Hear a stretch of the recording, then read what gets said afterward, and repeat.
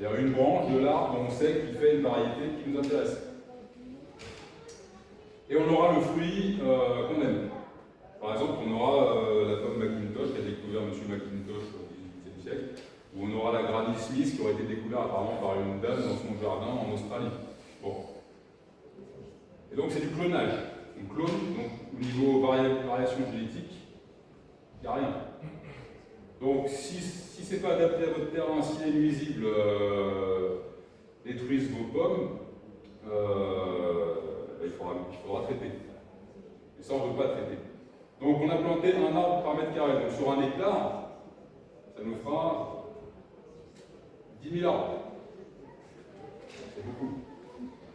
Vous avez 10 000 arbres. Ils sont plantés à partir de pépins. Si vous avez 10 000 arbres et qu'il y a un arbre sur 1000 qui va vous donner une variété intéressante, vous aurez potentiellement combien de nouvelles variétés? 10 variétés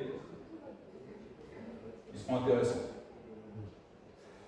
Et alors, comment on va les sélectionner, ces variétés? Lui, il les sélectionne. Ce qui intéresse, c'est la précocité. Lui, il veut un châtaignier qui lui donne des châtaignes au bout de 3 ans. Il veut un châtaignier qu'on n'a pas besoin d'irriguer. Il veut un châtaignier qui soit adapté aux conditions, qui résiste aux maladies locales. Donc, il va sélectionner parmi ces 10 variétés, il va en sélectionner, et il va faire quoi avec ces 10 variétés sélectionnées? Bon, il y a tous ceux qui seront morts. Il appelle ça la méthode négligence pure, totale et absolue.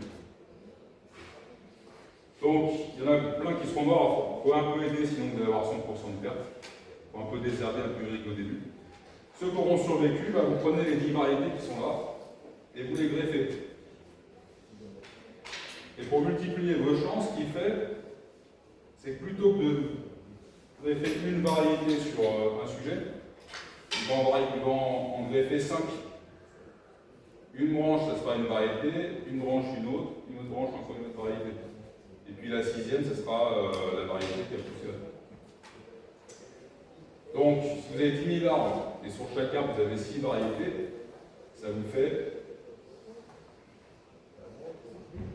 Ah, je dis une bêtise, en fait, on ne va pas greffer les variétés qu'on a découvertes.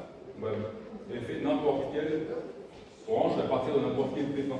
Et donc, on aura 10 000 arbres, sur chaque arbre il y aura 6 variétés différentes, donc ça nous fera potentiellement par hectare 60 000 variétés différentes, et s'il y en a une pour 1000 intéressantes, on pourra peut-être découvrir 60 variétés nouvelles adaptées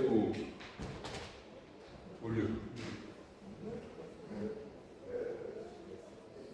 Et avec le changement climatique, des conditions qui changent extrêmement vite, peut-être qu'il est urgent